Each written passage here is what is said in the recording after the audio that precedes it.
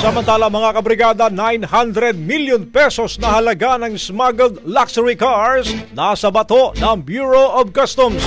Brigada Jigo Custodio, ibrigada mo! Brigada Live Report! Tinatayang aabot sa 900 million pesos ng umano'y smuggled luxury cars ang nasabat ng Bureau of Customs. Kabilang sa mga nakumpiskang sasakyan ang mga Ferrari, Porsche, Maserati at Rolls-Royce. Nadiskubre ang mga sasakyan sa isang car shop sa Leve Mariano Avenue, Barangay Ususan, Taguig. Ito na ang ikatlong pagsalakay ng Customs Intelligence and Investigation Service sa mga auto shop sa Metro Manila na nagbebenta ng luxury vehicles.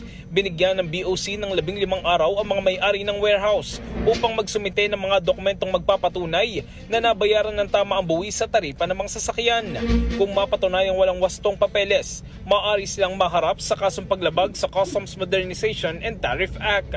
In the heart of changing lives, ito si Brigada Jigo Custodio ng 105.1 Brigada News of Manila, the Music and News Authority. Rapido!